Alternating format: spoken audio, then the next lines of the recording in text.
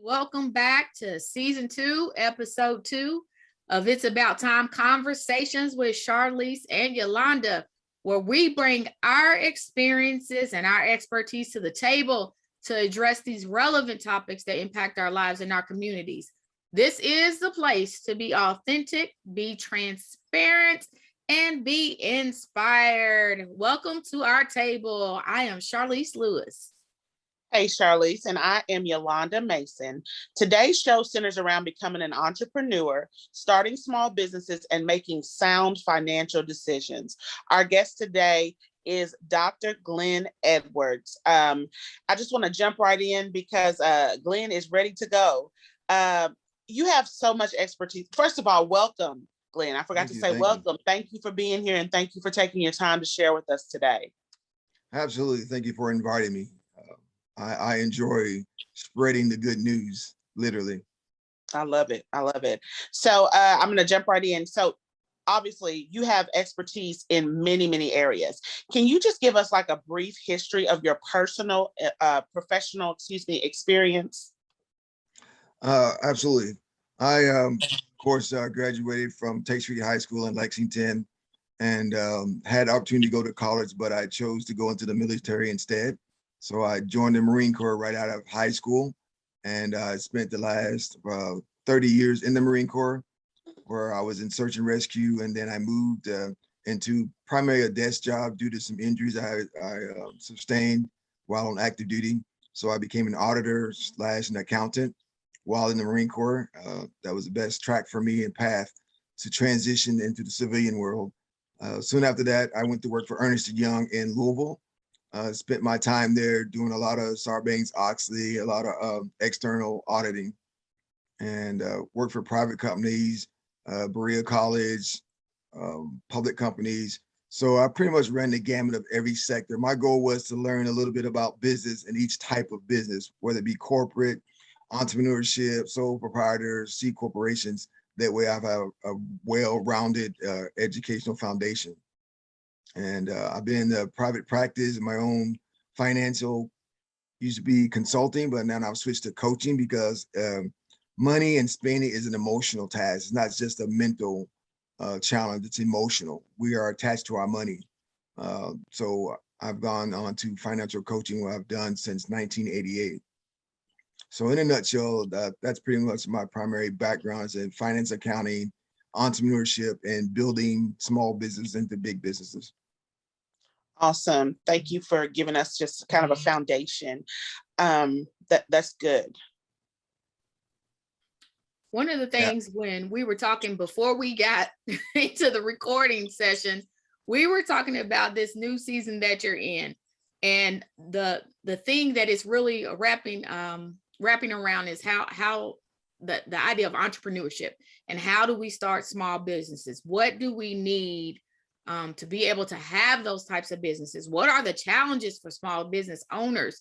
So we want to just kind of talk a little bit about that and this new season that you're in. So go ahead and let's just dive into that.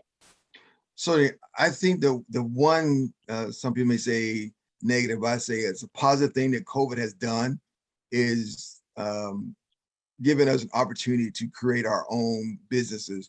It's nothing like working for yourself and establishing your own goals and objectives for your personal finance and your personal growth.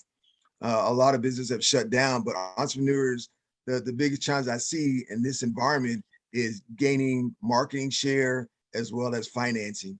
And my new venture this year and this season has been creating wealth and getting entrepreneurs back in the game where they can actually make a living and bring other people along with them so they can share in that wealth building.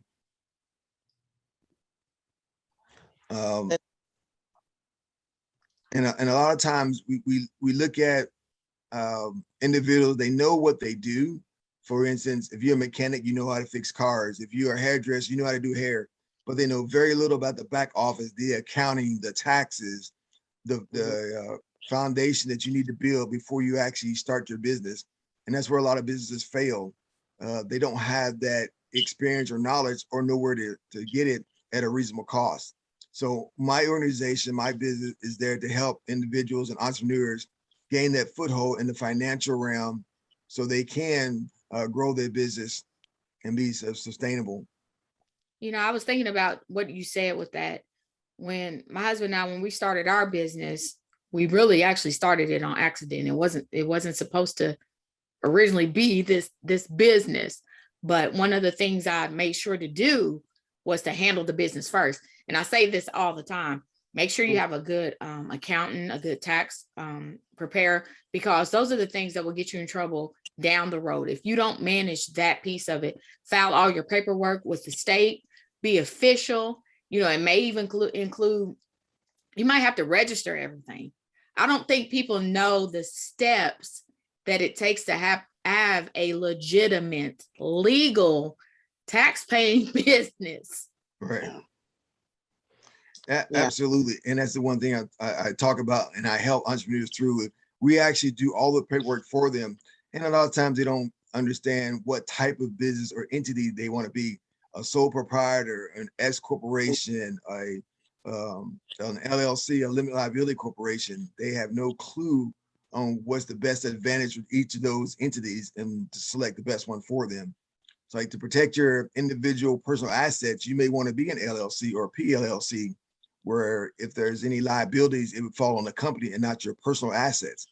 You know, it's one thing to go into business, and of course, as a sole proprietor, all the profits come to you, but you also have all the liabilities, and that includes anything that might come up, either lawsuits or malpractice, whatever it may be. And you don't lose just your business, you lose your livelihood. You know, when you were talking, Glynn, I was thinking about just again, all those steps that you're talking about, the importance of having someone to guide you through those steps as you open a business. I know that you have opened several businesses. You've done some that appear to be just you running a business. And then there seems like you had a couple of things, perhaps the restaurant, that were like groups of people that were working together. What do you find to be the most challenging parts of that? And then what do you think are the most rewarding parts of entrepreneurship? Could you give us like a tidbit from each side? Sure. I think on a personal level, the most rewarding is for me in the restaurant business is I like seeing people happy. And I always say that when you get good food and good music together, people can't argue, they don't fight, you know, what they do afterwards on them. But once you get them in that space, it's all joy. And it becomes a place of healing. It becomes a place of restoration. It becomes a place of community and family building. And the opposite of that is the challenge is how to mesh all that together and keep everybody happy, because we all come into a business as partners with our own identity, our own backgrounds, that we have to merge together, become one comprehensive unit to function as one, versus you being a sole proprietor and you just doing it on your own. You make all the decisions. And now as a business, you have partners, you have to come together as a group and make a collective decision based on everyone's experience and knowledge that's in the room. Now that sometimes can be a challenge. Yeah, that could definitely be a challenge. Also, I'm thinking too, kind of switching, sliding around a bit, not switching, but also I'm thinking about the fact that you are in ministry, you and your wife and so many people around you. Ministry is such a huge part of your life, right? So we have this ideology of what we call ministry and marketplace. Some people have found a really sweet spot to merge the two, so that they are comfortable in that space. Others have seen some challenges. What are your thoughts about ministry and marketplace? Do they have a place together? Does your ministry affect how you proceed and operate in that marketplace? And how do the lines get blurred, or is there no blur? Is it just a blend? On our end, there's no blur, because I think God gives us all each tools, techniques, charisma, characteristics to affect the environment that we're in, whether it be the restaurant business, whether it be in movies, whether it be in music. God gives us those tools to implement in those different sectors of society. So it's a mixture. We're supposed to be in those arenas. We're supposed to affect those people. And I would say some that are lost and some that have maybe not found their way because they had no guidance in that industry. They have nobody talking to. So if we're not in there, then who's going to spread the good news to them? It's the believers that I think God challenges us to, go into those areas that most people think we shouldn't. Like, even in hospitals and nurses and whatever environment, we're supposed to affect the environment we're in and change the atmosphere that's in there. So I think I hear you saying that the mandate to be both salt and light does not stop at the door of the boardroom or the business office. Absolutely I like not. that. I like more that. so you got to walk in that boldly. Yes, More so boldly if you're walking into what I call my military mind, the hostile environment. Yeah. That don't mean you don't go in there. You go in there fully equipped though. I love it. If you go in there unequipped and you don't know what you're fighting against, you might be in some trouble. That's powerful. That's powerful. That is absolutely powerful. Let's think about the people who inspire you. I think that in every sector, we have people who inspire us. I know I work as a clinical therapist, and I have the same 5 people that always come to mind that work in the same field and who inspire my work and who I may go to for mentorship or mini mentorship, as I call it, just those touches, conversations. It could be 5 minutes. Who inspires you in this area? Who do you look at, either ministry, marketplace, or both together, that inspire you and that you see that the work that you do is something that's effective, people who are effective in the work that you do? Right. Early on, for one, God inspires me and he leads me in the path. And my father, the late Reverend George Edwards, inspired me. He was both an entrepreneur and a minister for a very long time. He taught me the value of money and having good work ethics. And, he was an entrepreneur. Most people that live in Lexington know Edwards Dry Cleaners. That's my nephew. Of course, they've got something going on now that's probably bigger than they've ever dreamed of with Tia and Sean Edwards. And there's been others, entrepreneurs in my family that inspired me. My brother owns a lawn care business. My mother has always been a seamstress, but she's not on a big scale, but she's a local entrepreneur, and she made wedding dresses back in the 80s and 90s. Wow. And I'm real good friends with a funeral home director. We grew up as kids running around Hawkins Funeral Homes, and Mr. Walter Hawkins inspired me, and his wife, the late Miss Ann Hawkins Taylor. And then some of my professors that while I was in college inspired me to say, hey, you can do this, and you have a really good mind. Even though when I graduated high school, I was not at the top of the class. I was not at the middle of the class. I was probably close to the bottom of the class. And it was not because of my intelligence. It's because I didn't understand the value of time it took to study versus me going out and working and making money and trying to support my single mother and my other siblings. So there was a higher precedent for me watching my mother work 2 jobs and trying to support 4 kids. And I'm like, okay, I can help her out. So I didn't study as much as I actually went to work. So I started working when I was 14, and I understood the value of money and what it could do to my family and help pull us out of the situation we were in. Wow. Do you know how crazy I'm looking at you right now? Because I did not know that Sean Edwards was your nephew. Oh, yeah?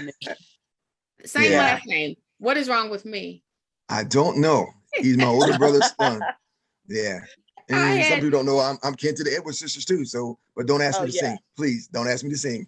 You sure? Actually, you know what? I this is way off track, but I stopped singing in 1990 was my last concert in Japan. So wow. Yeah. And very few people know that. And very few people know that I'm a classic soloist. So I think you're brilliant. I've always thought that, but I knew it more because I knew you less before you married my cousin, obviously. But finding out the things that you can do is just amazing to me. You have so much expertise. And you said something really important earlier that I really want you to reiterate for the folks who will be listening. You said that you were not a straight A student, obviously due to the circumstances, and the very honorable choice to kind of place your family first in light of the passing of your dear father. But I love that you said that, because there are people and there are young folks like the kids that Charlize works with, you know, through college and career coaching, who may think, you know, I don't have such a great, transcript. Maybe my grades aren't as good as others. But what I heard you saying was that there were no limitations. I feel like your life is that example. Yeah, it's not. And when I was a professor of accounting at K-State, you know, the reason I went to K-State as an HBCU is because I've heard those similar stories to my own, and I can relate to those kids and like, hey, I know I came from the projects. I came from a single mother. I graduated high school with a 1.8 GPA, which would, you know, almost a C average, but not quite. But it was the application and, you know, forcing yourself to study. And I thought, hey, I didn't have to study. I had the one gift God gave me was a high comprehension rate. I read something once and I got it. And I'm an audio learner and not a visual learner. So you have to, and I identify with the students like, hey, you audio learner or a visual learner? And then I try to, you know, blend my courses so I can capture each area, each individual where they're at. And I try to force them to be what they're not capable of doing. And you don't have to be. So I went on to college and I graduated magna cum laude. I went on to get 2 masters and my PhD because now I knew the value of education and I knew the value of knowledge. If you have the knowledge of education, you will be able to obtain the dollars versus getting the dollars first and you work for minimum wage or working when you're 14 when you're not supposed to and getting paid, I think it was 90 cents an hour back then. Wow. And it was at Broadway Car Wash. It's now Clean Sweep Car Wash on Broadway and it's still there. So yeah, I inspire those kids like, look, you can do this. Right? But you got to buckle down and you got to, and the Bible says you got to set your priorities. And that's one thing we talk about. Proverbs 24 and 27, put up your outdoor work in order and get your fields ready. After that, you build your house. Right? So it's priorities, setting your priorities first. I love preparation. And preparation. Absolutely. And you said Tates Creek High School. So, you know, my ears perked up. I'm the college and career coach at Tates Creek High School. And I know that you've been there to speak. Was it Veterans Day before? It was. It was Veterans Day. And so I'm going to actually have you come back. We do what's called third Thursday thing, career conversations. We do it every third Thursday. And so really we bring people in to talk about their pathways to their career. And you have such an unconventional pathway. And I tell people all the time, everybody's not that traditional student that's going to come out of high school and go straight to college. No. College, that 4-year thing is not for everybody. But I also express to people, don't tell students that college is not for them and then don't help them get a plan to what's next. Because it's easy to say, well, college isn't for you, but wherever you go, you're going to have some training. You're going to have some level of education. You're going to have to take some certifications. So it's not that education is not for you. That setting may not be for you. Exactly. So that's what you said. College may not be for everyone, but education and gaining knowledge is for everyone. And depending on where you want to gain that knowledge, whether it's an apprenticeship, because right now, electrician, plumbers, they are hurting really bad. HVAC guys. And I know a young gentleman that's making, you know, well into 6 figures as an HVAC technician. And he did 2 years apprenticeship. Now he owns his own company. And he is the highest gross revenue HVAC guy in Shelby County. Oh, I love that. I love to hear that. And that's so important. And you just mentioned something else that's so important, the trades. You mentioned, I think you said plumbing, HVAC. And if you've ever tried to schedule one, you know how badly they're hurting for it. Oh, yeah. Yes. Try calling one and see what they charge you just for coming out. For the estimate. They ain't even started a rate yet, but just to come out. It's like $100 just to come out. They ain't even looked at anything yet. So yeah, they're hurting. Masonry is hurting. You know, as a financial coach, I look at industries and I assess, I call them kids because they're all much younger than me. And I say, what do you want to do? What do you want to be? Well, I want to be a millionaire. Well, who does it? but how are you going to get there? What's your roadmap in order to get to where you want to be? You got to have a plan. You got to have a budget. Luke 14:28-30, it says, you suppose you want to build a tower and then you don't have enough money to finish the tower. You can be made a laughing stock of the town, right? So that's creating a budget. You just can't spend your money unwisely. Solomon said, what do you want? Wisdom. That's what he said. The richest man ever, right? Because of the wisdom. And it takes wisdom to make sound financial decisions, and to be financial literate, it takes wisdom. Wisdom, though, hey, college is not for me, but I can go to a 2-year school, or I can go to a trade school, or I can go to a techno school. I can become a welder. Welder make probably about around $75 to $200 an hour as a welder. Yeah. And I just took some kids to BCTC Spotlight Day. And so we went in there, they had a resource fair, and they had every area that they cover at BCTC. Mm-hmm. And I told the students, you all look at it and you have one tunnel vision toward what you think it really is. If you just listen to the people who are trying to tell you that these are your potential options, these are your potential pathways, you won't spend 2, 3, 4, 10 years trying to figure out who you want to be. Right. That's it. And if it's not your suit, then don't pursue it. I knew God gave me a financial mind.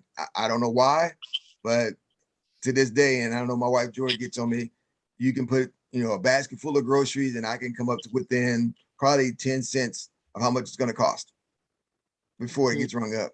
That's just the mind God's given me. I do finance, I do numbers, and I say accounting. A lot of people want me to put me in the accounting CPA realm. I said, I'm not an accountant. I can do that work, but I'm more of a financier. I wanted to show you how to make money and what to do with the money that you make so it can grow, because we're supposed to leave an inheritance for our children's children. That's it. And you can't do that being broke. You can't do that living paycheck for paycheck. You can't do that living from credit card to debt payment to debt payment. You never get ahead. You can't do that buying 22-inch rims for a car that's only worth $600. Jesus. Ooh, Better talk. You can't do that. Ooh. Right? You're not going to, you're going to look good. You're going to be the talk of the town or your neighborhood, but you're going to ride around and your gas tank's going to be on E. Lord have mercy. You're going to be sitting pretty.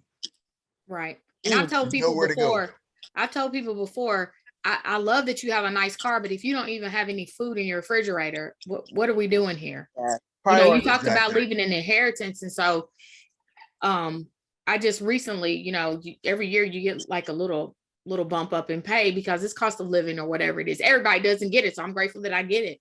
And one of the things I say, you know what I'm going to do? I'm going to go out here, and I never had the money. So why am I going to miss it? I'm going to go out here and get more life insurance because I have one child. We have one kid, but we want to make sure that we do leave an inheritance for her. So I got another policy. People don't understand that you can have them looking the flyest, but if something happens to you and you close your eyes today and you don't wake up tomorrow, what did you leave them? Did you leave them your debt? What did you leave them? Exactly. Yeah. Good. That's really good. Tell me, so I'm thinking about, as we kind of wind down, this has been amazing. The information that you've given has been so important, Dr. Glynn. And I just I'm thinking about, we're in the last quarter of this year. Literally, it's going to be November 1st on Monday.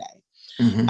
A lot of folks at the end of the year start having certain regrets about what they've done all year, on one hand, but then on another, they're planning to literally blow a bag on Christmas. You hear what I'm saying, right? I know how you feel about that. Now that I know that's one of your things. Did you see him go up to his mind? Yes. Yeah, he went up there. Yeah, that totally grinds Dr. Glynn Edwards, and I know this. As we come to the end of the year, though, we know that there is really not that real need to blow that budget. We know there is not a need to think it's too late to do anything to get started in a better direction in 2022. Right. Tell me, what would you tell our listeners and us about how to get ready to make that reset to be more financially focused and financially sound in 2022? Is it too late? Do we have to blow a bag on Christmas? Let's talk some real talk about that as we wind up. And my wife and I, we really haven't celebrated Christmas as I would say the vast majority, because I give all year.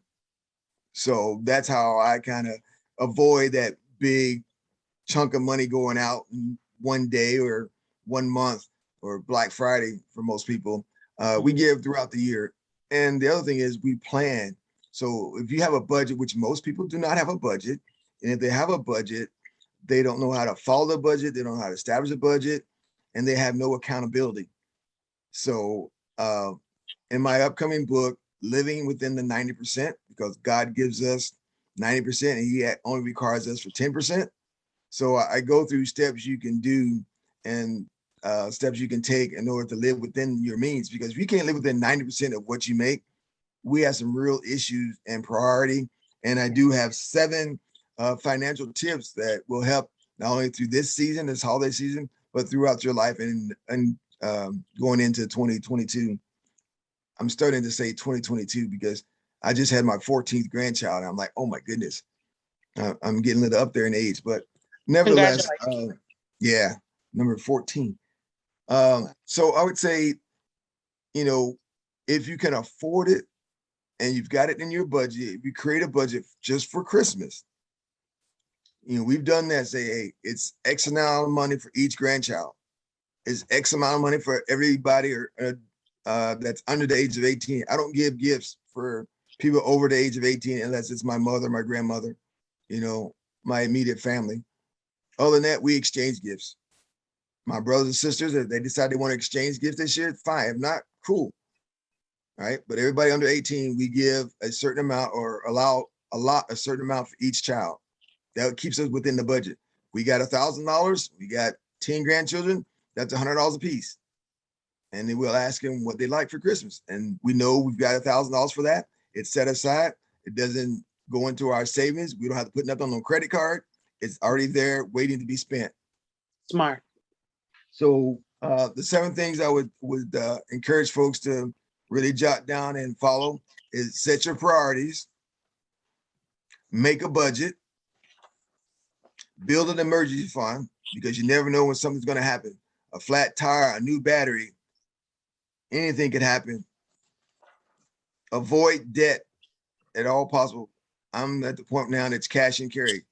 I don't really need it right now. I'm not an impulse buyer. In my younger days, and I can understand when I was in my 20s, the gold chains and rings and all that stuff, yeah, it appealed to me. I wanted it. It was impulse buy. So I would avoid the debt as much as possible. And now I tell people, I said, look, if you have a credit card and you go shopping, you don't feel anything. You spend it, you swipe it, you're done. Try taking cash the next time you go shopping and see the effects you have on that purchase you're about to make. You look at your money and you'll look at that price. You're like, oh, I really don't need that. I can hold off. I can wait, because we're emotionally attached to money. We're not emotionally attached to credit cards or debit cards. So that's another tip I would give them. Take cash when you go shopping, and I guarantee you won't spend it all. 5, you want to diversify. If you invest, diversify your investments. And we'll be able to show you which type of investments to invest in. If you like McDonald's is doing pretty good. If you like shopping at Kohl's is doing pretty good. So stick with things that you know and that you see. I don't use big analytical tools or computer schemes to look at investments. I just be a common shopper. I walk around, I say, what's happening? Man, there's a line around Starbucks. People still buying $5 coffee. They ain't gave it up, right? You telling the truth. The whole truth. So, exactly. So I'm like, okay, Starbucks seems to be a good company. I think I'll invest a little bit in that. And number 7 is make a financial plan. Identify the things you want. Like the Bible tells us that people perish for lack of vision. And how do you have your vision? It's a plan. Right? The plans of the diligent lead to profits as surely as the haste leads to poverty. That's Proverbs 21:5. What was that? Proverbs 21:5. So this basically sums up everything. Budgeting, planning for retirement, saving for emergencies. They are all different ways of being diligent and planning ahead. You got to plan ahead. You can't just wait for a rainy day, but what's that rainy day entail? And how many rainy days are you saving for? If Mm. you're gonna be like Moses, those rainy days lasted 40, right? Ooh, yeah, that's Okay. good. That's So in the good last stuff. thing, I would say the financial plan is a 3-step process. Identify your goals, evaluate your own individual situation, and list the steps to take. And people ask you, well, how do you determine when you invest and when you take your money out? I said, every time I invest, I have a goal. So anytime you put money aside, it should be attached to a specific goal. I want to go to the Bahamas next year. That's a goal. How much do I need to invest or save to reach that amount I need to go to the Bahamas? I can't wait and go next month. So it might be next year. It might be 2 years from now. So if it's going to cost me $5,000, then I need to say, okay, I need to save $166 for 2 years. And I'll have $5,000 to go to the Bahamas. That's my goal. You hear that math? I love it. I said, did you hear that math? I have my notes. You know, I got some notes too.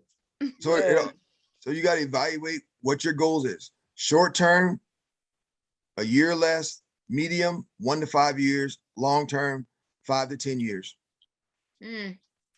Awesome. I know, Charlize, you have a daughter. She planned on going to college. Do you have a college fund for her? Have you started a college fund for her? The later you start, the more it's going to cost you. However, you ought to be getting those raises every year or every other year, so your income is not going to stay the same, right? Right. So when your income does stay the same, you'll increase your savings and investment to that level. You know, and I'll leave you with this. The one big thing I heard when I was in the military as an E1 is that I don't have enough money to invest. I started off with $12.50 savings bonds. The face value was $25.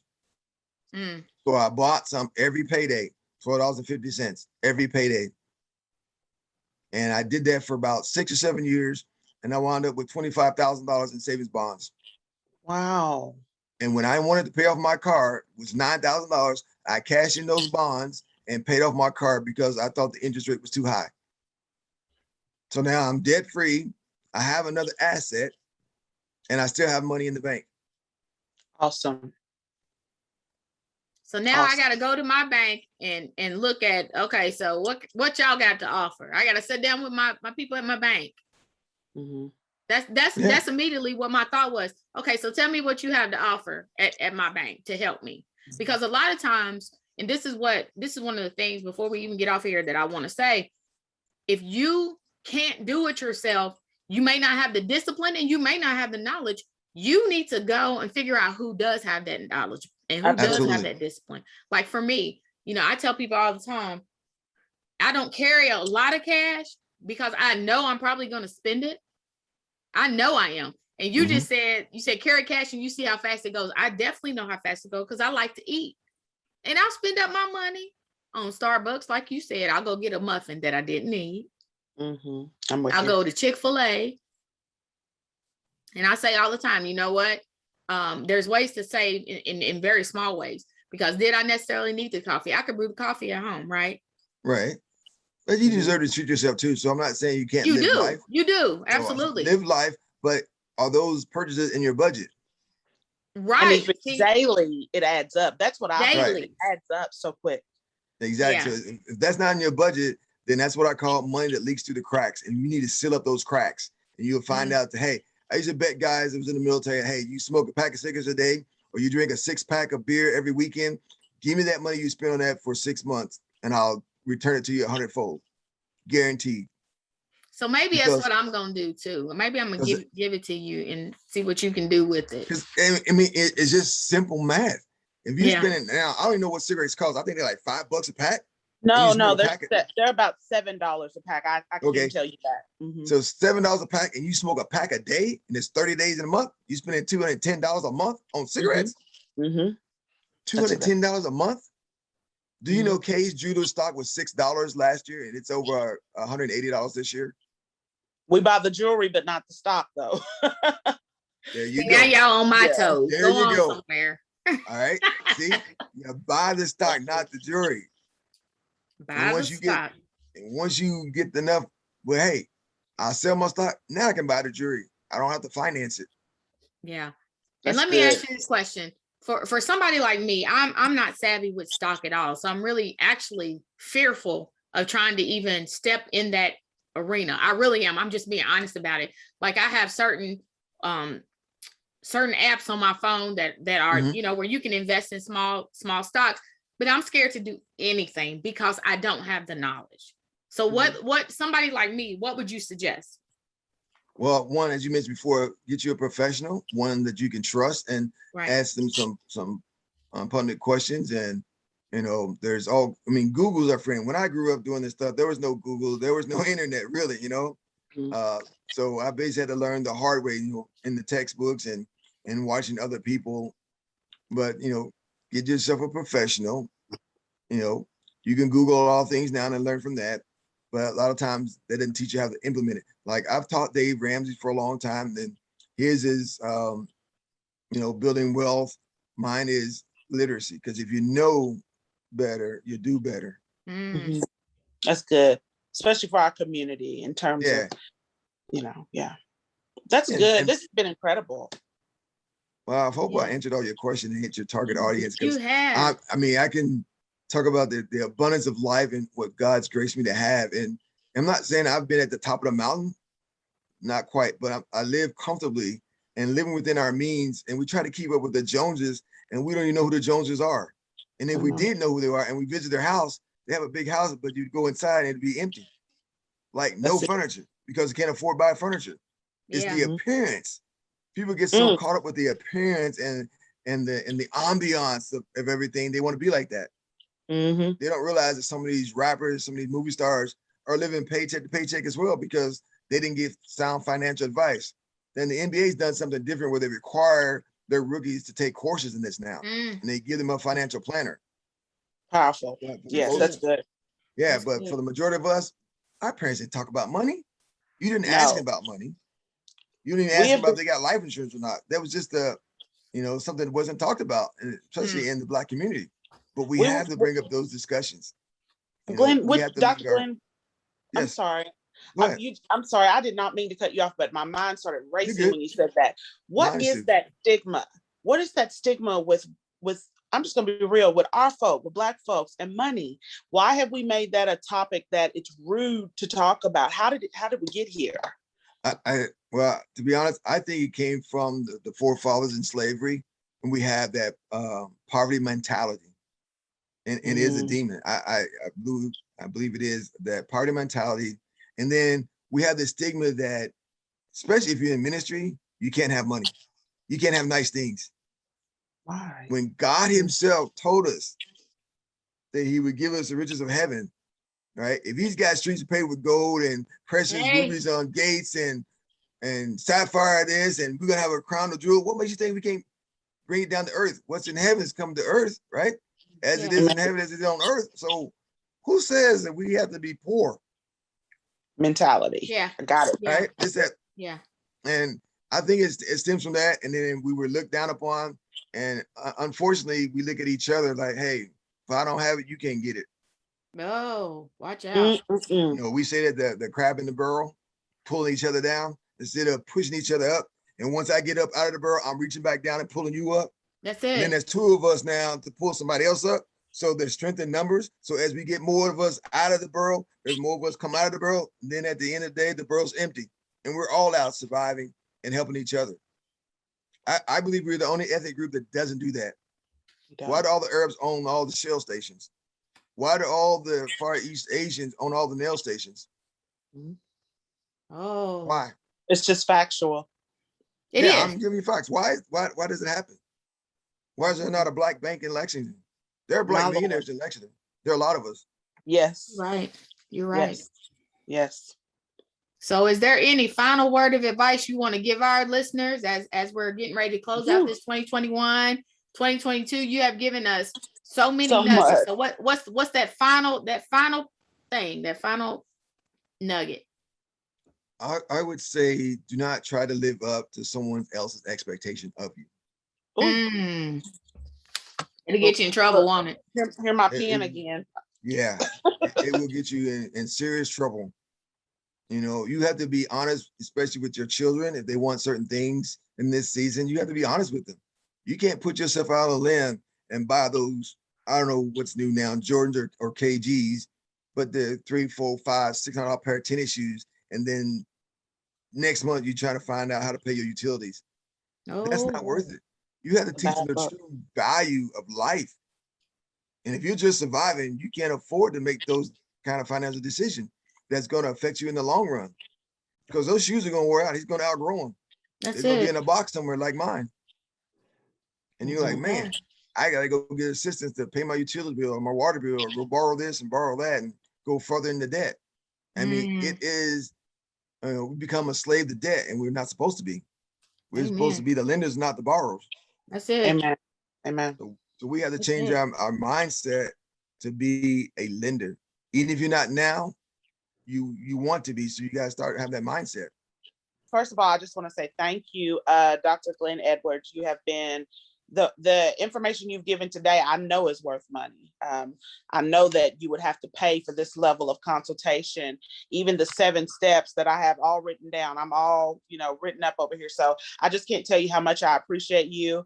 And I'm just grateful for you being here. And to all of those who are listening, thank you so much for joining us as we continue to shape our dialogue around real life issues and real talk solutions. You can find and subscribe to our podcast on Anchor, Spotify, iTunes, YouTube, Pocket Cast, and Radio Public. You can also find us on our Facebook page.